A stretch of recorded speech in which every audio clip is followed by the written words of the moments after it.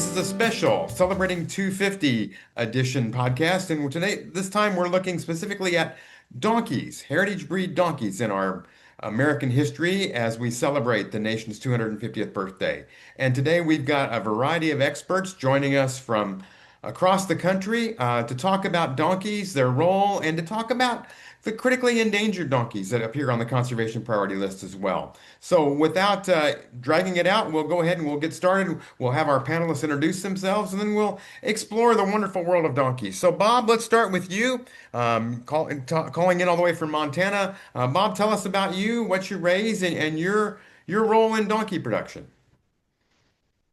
Okay, well, my wife and I have been involved in mammoth jackstock production, I guess you'd say, for about 25 years.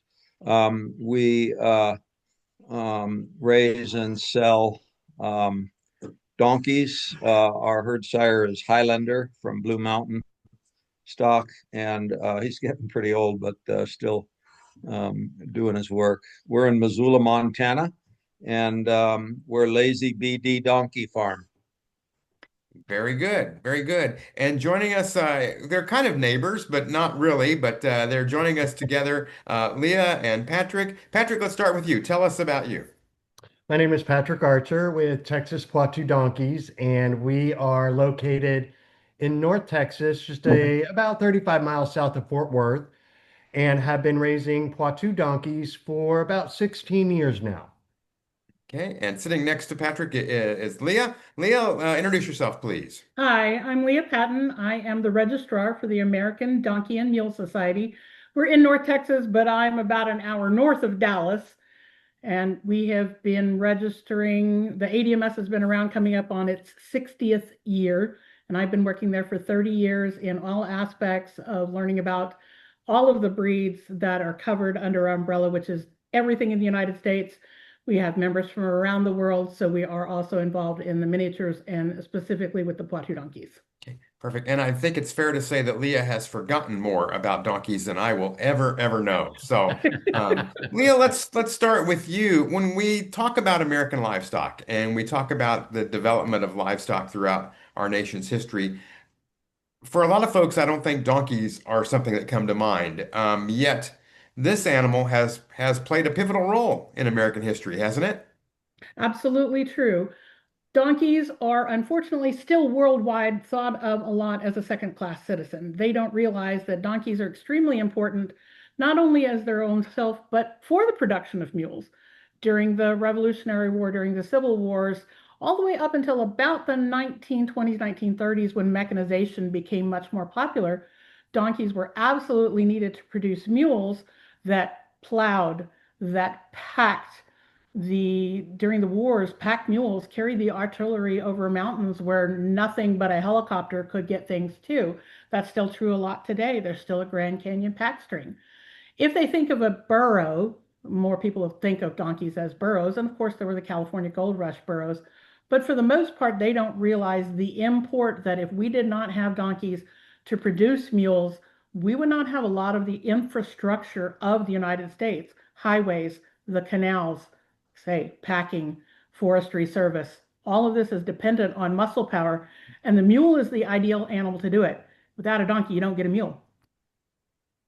Very, very simple. And I know, Bob, you've been real involved in the production of the American Jackstock, American Mammoth Jackstock donkey, and I think your farm produces donkeys particularly for breeding. That's about the only purpose, right?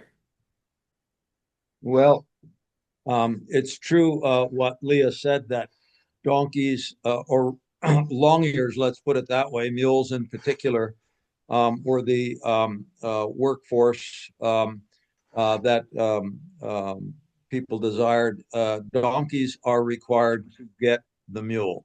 And the American farmer in particular bought a lot of jackstock from Europe and bred them in size so that they could produce bigger and stronger mules. The burro that Leah brought up just isn't capable of making the desirable mule. And so all these breeds from Europe were bought almost to extinction, as I understand it, and brought to the United States and bred until the American Mammoth was developed. This is the world's largest breed of ass, and in our herd, we like to see them at 15 hands and higher. So they're a big donkey. These are not the typical donkey that you see in the southeastern states running wild. These are big animals. So Okay. And yeah. they can be traced to, you know, many people refer to George Washington as the father of our nation. They can be traced back to President Washington. Isn't that correct? Well, Absolutely. that's the way we understand it. He was given donkeys as gifts. Again, in undeveloped countries, the donkey is actually the work animal. In the United States, it was the breeding animal or the animal that was used to make mules. And the American farmer preferred a mule to its mother, which is a horse. Um, there were a lot of economic reasons, the least, not the least of which would be they outlived the horse a number of years, so your baby would last longer than its mother or the horse stock. And Washington was given donkeys. I'm sure there weren't American mammoths at that time. They had to be developed, and that's why it's an American breed. Mhm. Leah, talk to me a little bit about horses, about donkeys. I mean, we talked about them as breeding animals to provide for mules, but other roles that they've had over the years?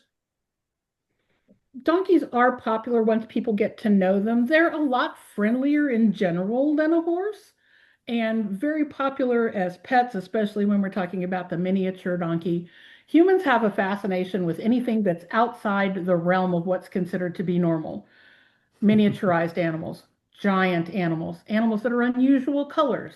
They have unusual coat patterns. So anything that caught the human eye over decades, millennia even, that was considered prized, and therefore they would gather these animals and begin to see if they could keep or make smaller. That's always been a trend. How small can we go? How tall can we go? How much bone can they have? So, in addition to being actual working animals, pack burro racing is popular, driving of the animals is popular nowadays, but they're seen as novelties too. And as long as there's a fascination with novelty, you're going to see people continue to have an interest in anything that's unusual. Hmm. Patrick, I know we're going to talk about the Poitou a little bit with you, but you've also got a background with the miniature donkeys that Leah referred to. Can you tell us about miniature donkeys and what the appeal is, not only for you, but for other people? Yeah, so I think Leah brought up a good point. They're a bit of a novelty. They are also incredibly sweet animals. They enjoy human interaction. They are an easy animal to take care of. They do not require, crazy things to keep them going and lead a healthy life. Um, I kind of always compared them to like a big Labrador retriever. They just kind of want to be in your pocket. Um, they if you can take it so far as to show them, there is quite a network of shows, and they're just beautiful, sweet animals that are easy to manage, and can do pretty well on small acreage as well. So that's how I got into it. I just thought they were dang cute, and it kind of grew and grew for us until I met my first Poitou and then kind of got out of the minis. But yeah, I am a huge donkey fan. And I try very, very hard. And I'm sure Bob and she is donkey royalty, by the way, have tried their whole lives to change people's perception of donkeys in the United States or donkeys in general. They get a bad rap. Yeah. Leah, why is that? Why do they get a bad rap and why is that wrong? Statistically, there's a lot more horses.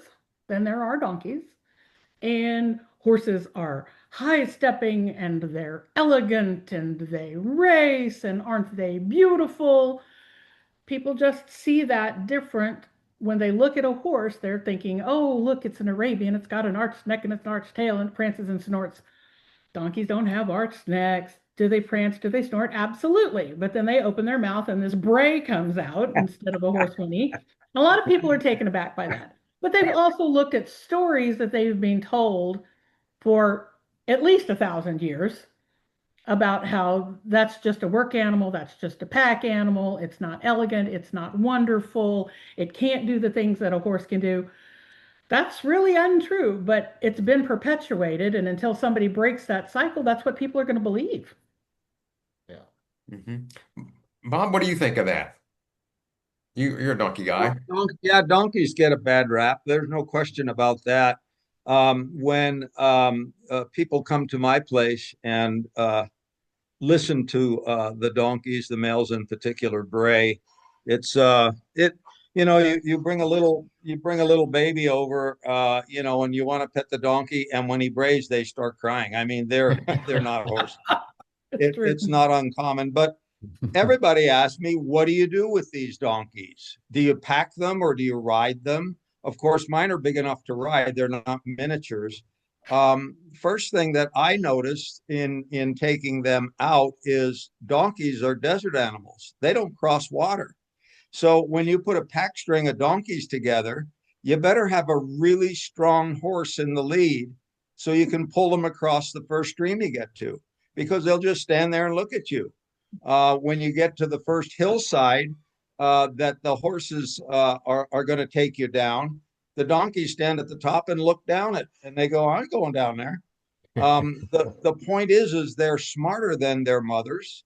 I mean, than the horse, and so the production of mules was essential, at least in the development of the American Mammoth. The American Mammoth is made up of all of the large breeds of ass from Europe, including the Poitou. They have I've had not dreadlocks, but long-haired. Boy, they grow long hair in the winter, and the poor boogers don't lose it until late summer. So we have to shave them here. But it just amazes me. What do you do with these donkeys? You breed them. That's what the American Mammoth was made to breed horses, to breed each other. That's what they're developed for. And we don't use them for packing. We have mules for that purpose. So, yeah. Patrick, we've made several references to the Poitou, and we may have folks that are tuning in who've never seen one, who aren't familiar with So, that, because it's not, when you think of a donkey, it's a little bit different. Describe Correct. the Poitou, tell us about it, and tell us what drew you. You say you were a miniature fan, and then you saw a Poitou. So walk us through that as well. Well, yeah. So when we were raising miniature donkeys and would get Leah's publication, The Brayer, occasionally there would be a picture of a Poitou donkey in this publication.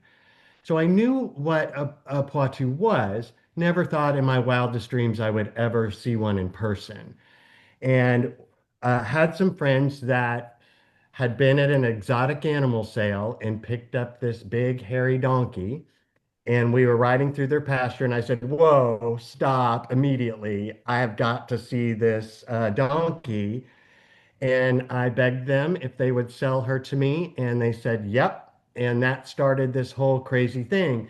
So Poitou, their, I would say the most recognizable characteristic would be their hair coat. And they they are heavy coated, most are. Their hair doesn't shed.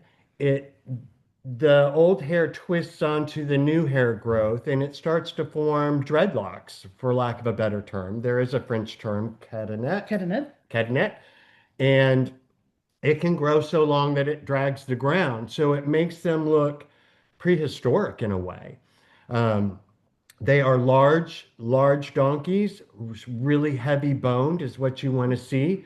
They're not quite as tall as Mammoth Jackstock that Bob has, But on average, here in the United States, most Poitou are somewhere in the 12 and a half to 13 and a half hands range. But they're really mostly known for their hair coat and their really, really heavy bone, which is something that was prized because they passed that heavy bone onto the mules that they produced. And that was really why Poitou donkeys were so prized because they produced what they considered like the Cadillac of mules in the day. Those mules are still being produced in France and they are exquisite In Italy animals. and Italy. The Italian military exclusively used the Poitou mule all the way up into the mid 1900s until they weren't, again, mechanization came along and they didn't need them. But there's records of a sultan in the 1800s saying, please send me 12 of your finest Poitou mules, because they were known worldwide at that point for being the best mules around. And this is while Mammoth Jackstock is still in its infancy. But with the Right. infusion of the Poitou blood into the Mammoth Jackstock, we get some of the bone. Mammoths are, like he says, relatively taller, but that is one of the breeds that was used in the creation of Mammoth So Jackstock. as we talk about the Poitou, Patrick, tell me about their personality. What are they like? Right. So this is something I say over and over again. Um, if their demeanor wasn't what it is, I would never do it. They are the most loving, gentle, kind uh, livestock I've ever owned. They truly seek out human attention. They are docile and gentle. Now, of course, there are exceptions, but again, they were bred for centuries to be docile and gentle, hopefully passing that on to the mules that they produced. So they are truly just lovely, lovely animals. And, when I'm having a bad day, all I need to do is go out with my donkeys and it gets a lot better in a hurry. Awesome. Bob, let's have you unmute and tell us about the personality of the American mammoth, if you will. Because we see these animals and we think, wow, these are giant equine and they can't be easy to get along with. But I bet you'll tell me otherwise. Believe me, I have no problem loading my great grandchildren on the back of a giant donkey and instructing them to just hang on because you're not going to get hurt, and the donkeys just take care of them. It's typical of, I'm sure, any of the breeds of donkey, but these are big animals where I can load 4 or 5 kids on one donkey, and they all just laugh and have a good time, and the donkey just puts up with them. Um, the one thing in owning these animals and using them to breed exclusively to breed is you don't want to get in their way when they're doing business. They are all about business. And when we collect by AI, the rare times that we have, we put on protective gear to collect this donkey that had your grandchild on it 2 hours earlier. So yeah, there's a funny thing that goes on there in their brain, I guess. I find in mammoth jackstock development and the mule production to be interesting. The Forest Service, for example, not very far from me in Montana, has um, the donkeys that you'll see them, or rather the mules that you see them take out into the public and demonstrate a pack string of mules. They use primarily a Clydesdale with a mammoth, and they get sort of a blonde mule out of that. That seems to be a lot more popular now.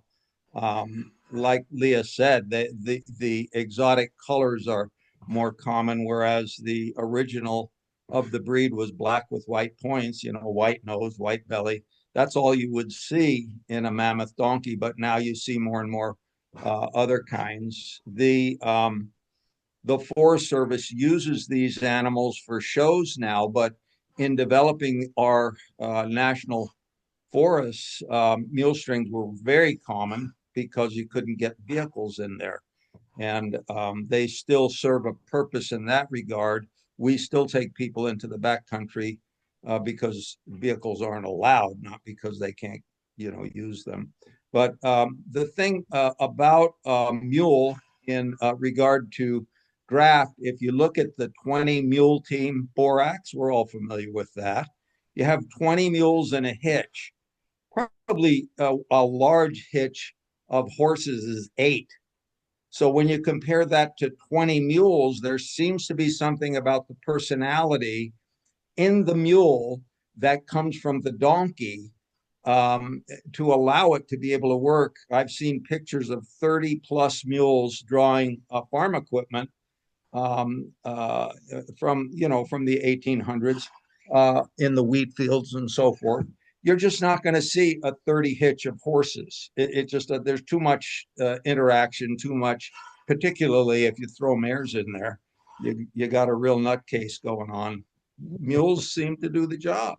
So it is true that the mules get or the donkey gets a bad rap, but when you realize the economic development in this country, mules versus horses, as is done in Europe, there's no question that they filled the need.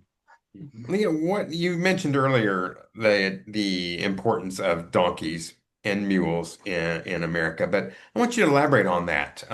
Where would American agriculture be? Where would American industry be without donkeys and mules? I don't think we'd actually have an agriculture when the government was expanding out west, when most people lived on the East Coast. And part of it was you went out and you claimed your homestead, and some of it included a homestead, 40 acres and a mule.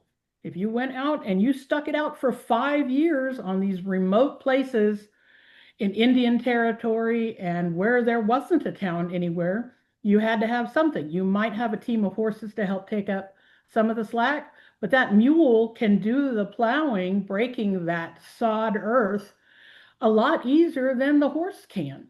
Mule will go until the mule is done and it will quit. Horses will actually work themselves to death.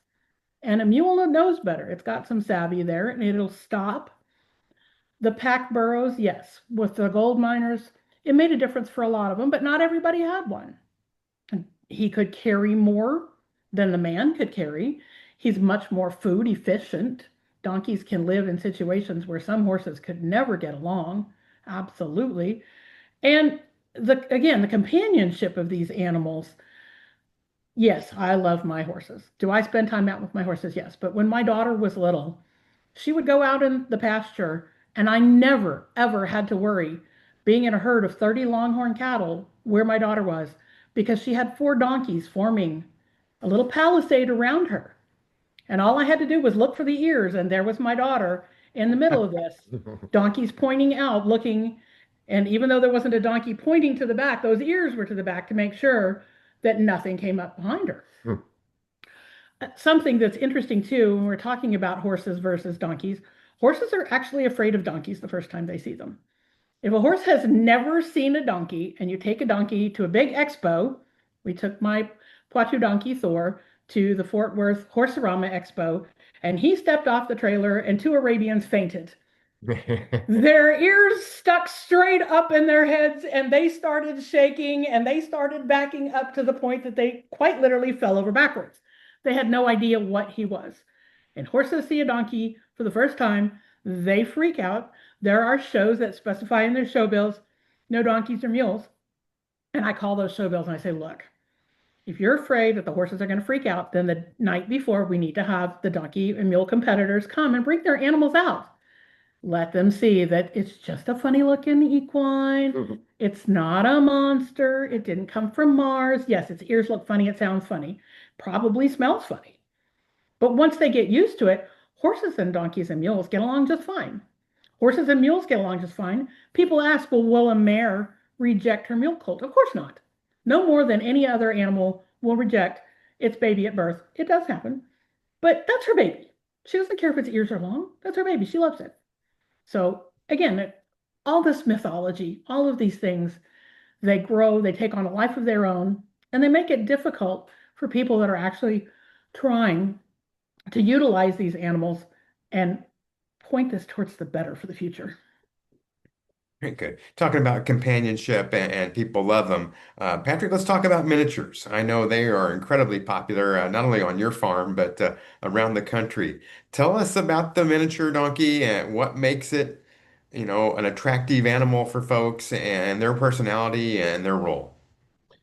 So I think what makes miniature donkeys so popular is number one, they're really, really cute. Like Leah mentioned earlier, Americans like little bitty or they like enormous. And so miniatures, they're very cute. They are easy to manage. They're easy to handle. Most most miniature donkeys are incredibly docile. They love human interaction. So for those folks that live on small acreage, they're a great animal to have. They're great around children.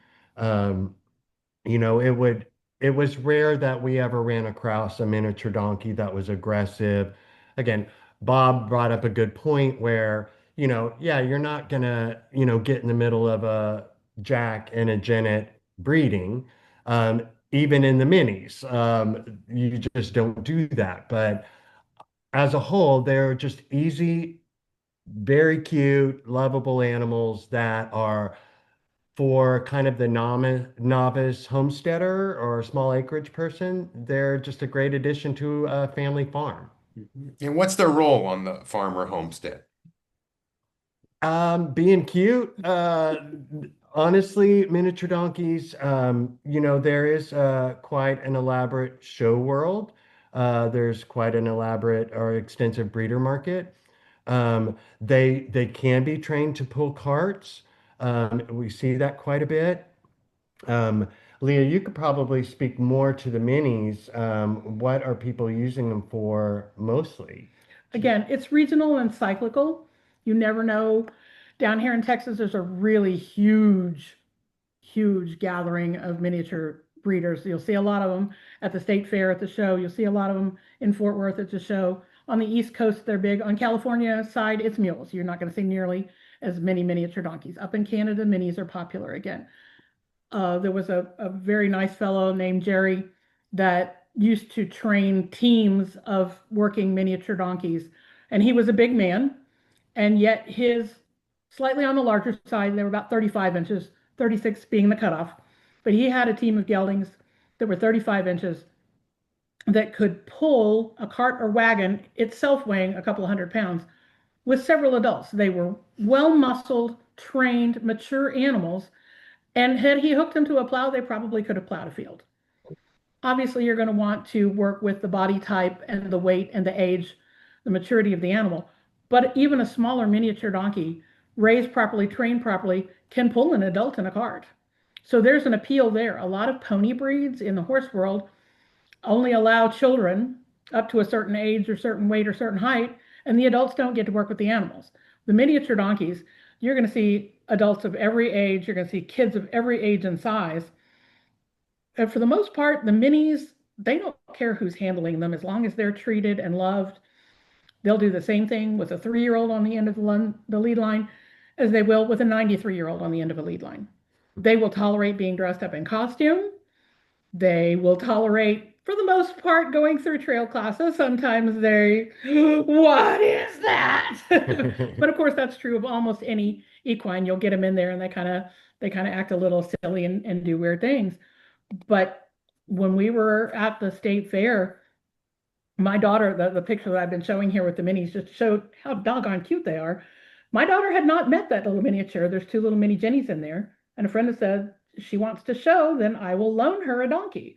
So she had an hour with the donkey ahead of time to get to know the little donkey and take her into the show ring and show in the halter and showmanship classes.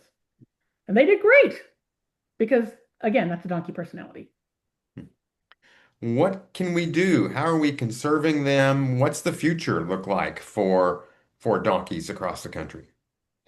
Well, as the registrar, let me speak and then we'll let the guys add in anything. We register donkeys and mules around the world. American Donkey and Mule Society is coming up on its 60th year.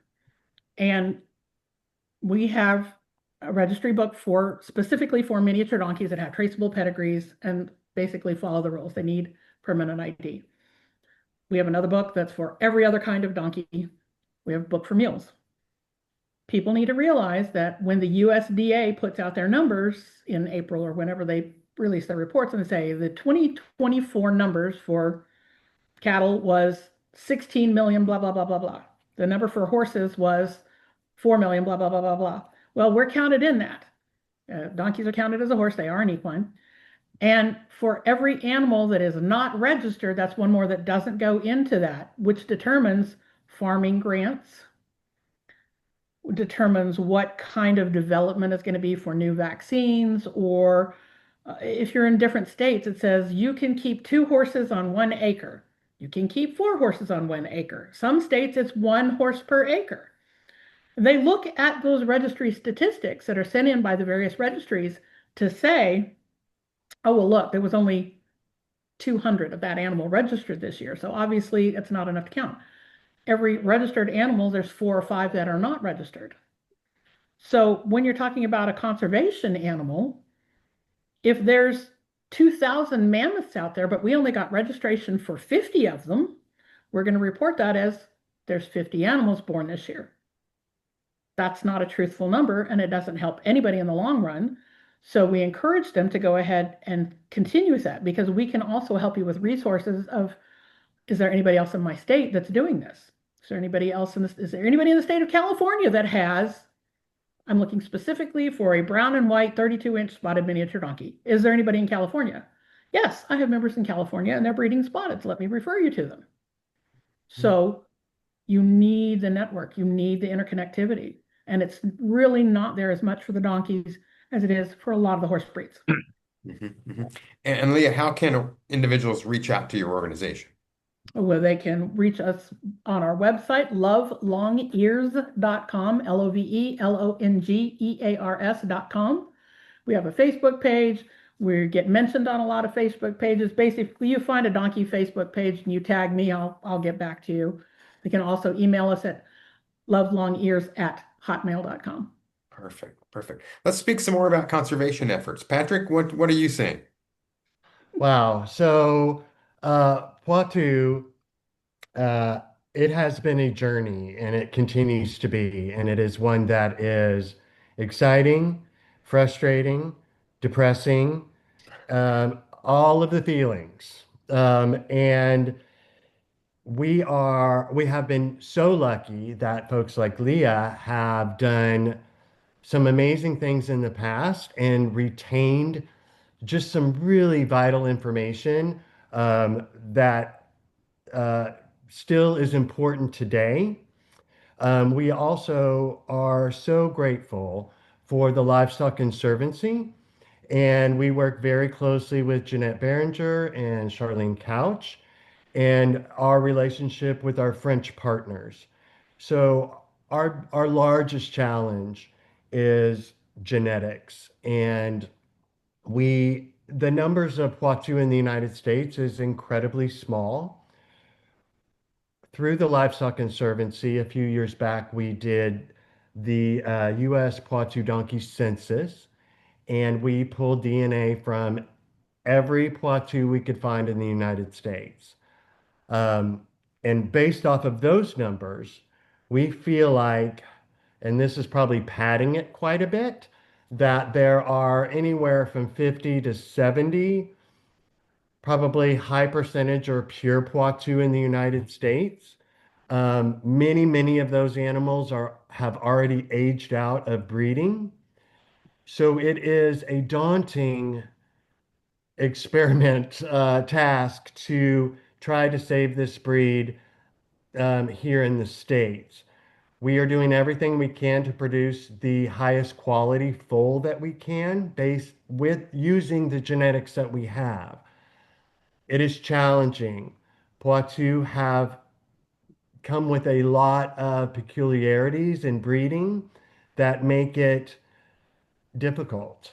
And but it is a labor of love for us here.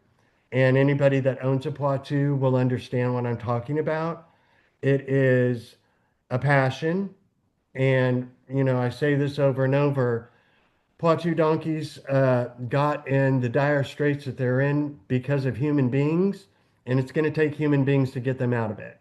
And it is a steep hill to climb, but one we are working very closely with other U.S. breeders, as well as our partners in France, to try to, really make a difference and make an impact in the numbers.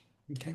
And those challenges you mentioned with breeding, we have some resources available through our website and our organization. We'll put that link on the screen so folks Perfect. can find those to learn more about that because the breed does have some very unique aspects when it comes to breeding that need to be considered.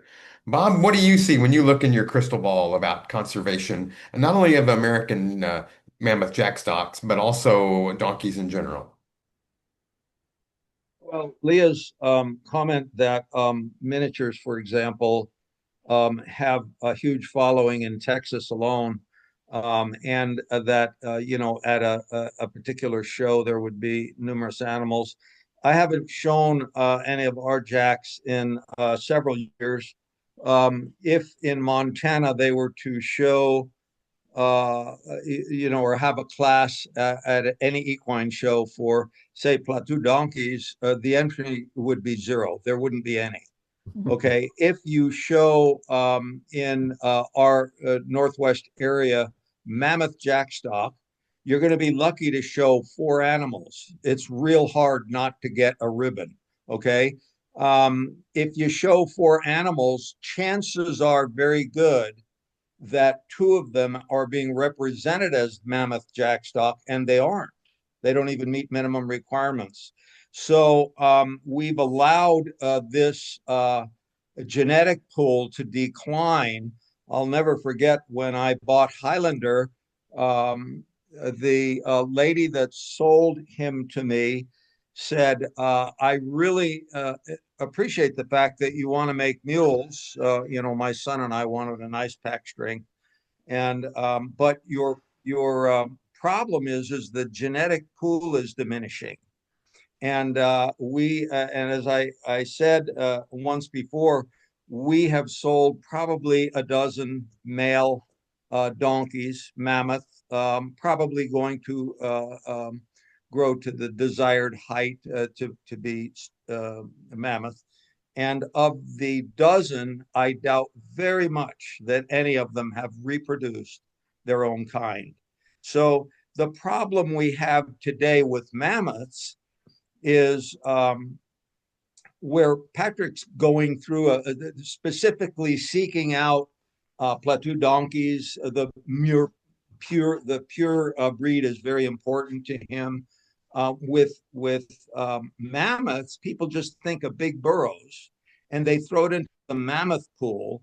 And as I said, of a dozen animals that I've sold that really are genetically not pure, but genetically strong, none of them have reproduced their own kind. Zero.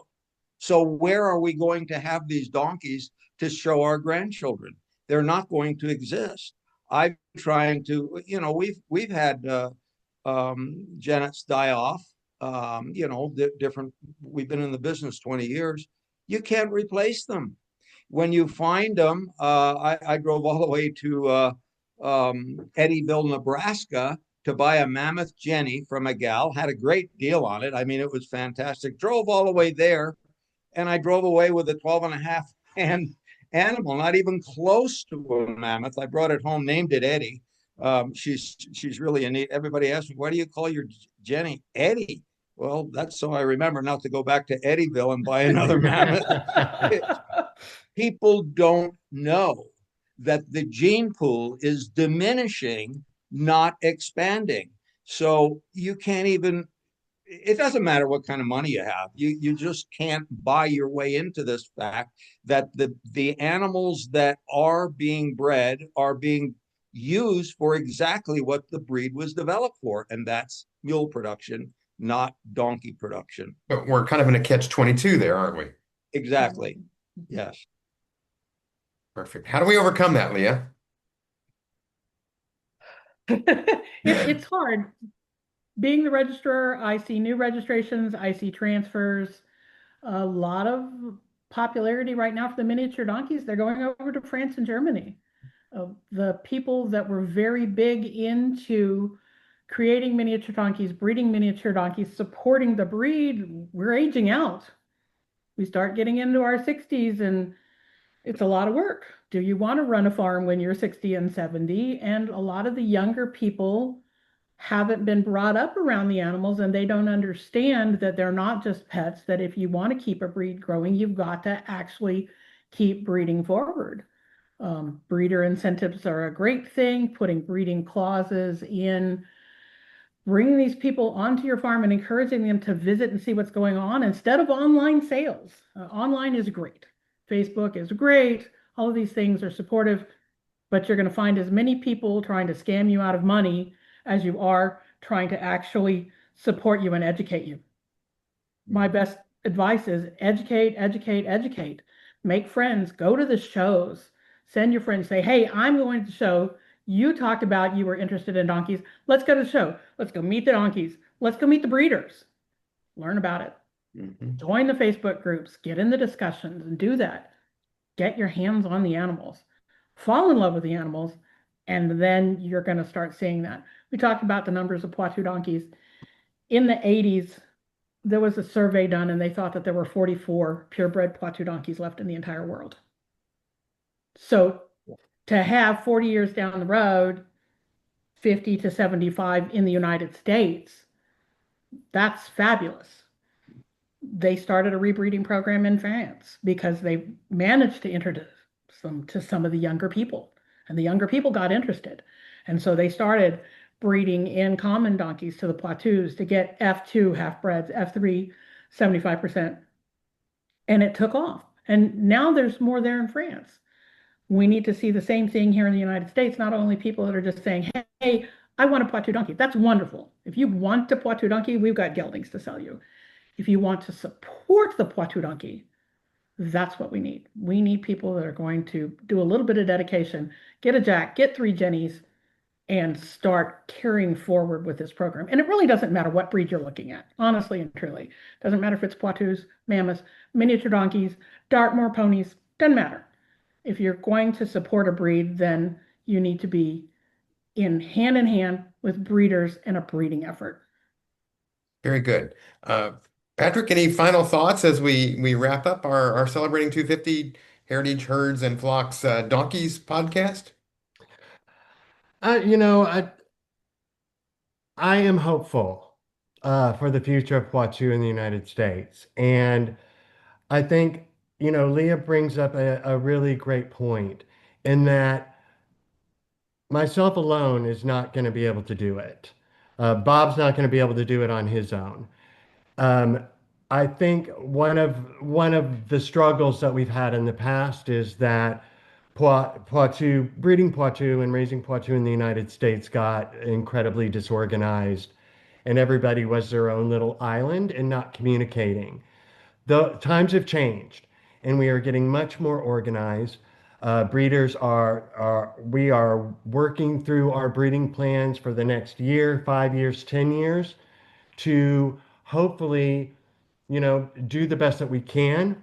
We talk very often about breed up programs and trying to get others involved. How do we get more folks involved? That is really our number one goal.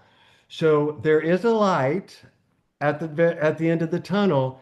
It's kind of dim right now, but I am very hopeful. And if these donkeys were not so cool, special animals, I would be a little, hesitant to say that, but they are amazing creatures. And if you ever get a chance to visit a Poitou breeder or somebody that owns a Poitou or a zoo that has a Poitou as an exhibit animal, do yourself a favor. Go see that animal. They are incredible. Very good. Bob, any closing thoughts? Well, we talked a little bit about how do you get people interested in these. I remember when we were looking for the right jack to produce our mules, which is what our desire was mule production, just like everybody I've sold to. But Tex Taylor told me at that time he and his wife were driving, that is, using his donkeys to drive with, and I never made the connection until many years later that there's more to do with these critters than just breed them. There has to be something else out there to interest folks to want to buy them. The Poitou in particular is very unique in its looks, the size of it, the mass of it. Obviously, a draft animal. You don't have that with the mammoth. He's just a great big burro. And so people don't really see the need to be feeding a 15 hand donkey when they can be feeding a 11 hand that eats 20% less. They don't have the desire to own them because the breed was developed exclusively for reproduction and for mule production. So we have to find things that interest people. Patrick said, go find somebody that has one and take a look at these. I tell you right now, he's going to get an email from me. I want, I want to see if I could somehow introduce these animals into our herd. But the thing that stands out to me is 20 years ago, say at County Fair in Montana, they had a mammoth category for show animals. We don't anymore. There's none. You can't even show these critters. They stand around on my farm. I have 10 times as many inquiries about buying them than I have production. There's not a problem in that regard.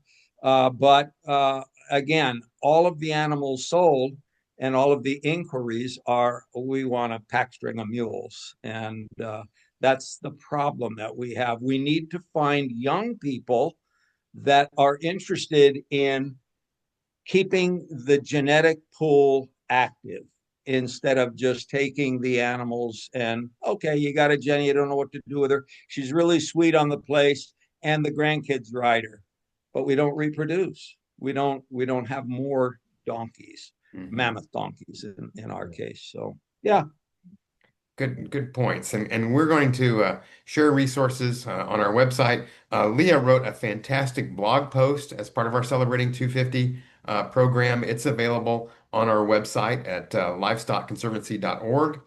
You can learn more. We do these podcasts. We're doing it for each of the 11 species on the conservation priority list this year. They're all available at livestockconservancy.org/250 if you want to learn more. I want to thank Leah, Patrick, and Bob for their time and especially for their dedication to heritage breed donkeys because without folks like them, these animals would disappear, and that certainly would be a blow not only to our heritage but to our nation as a whole. So I want to thank each of you for today for the Livestock Conservancy and Celebrating 250. I'm Les Odell. We'll see you next time on the Livestock Conservancy podcast.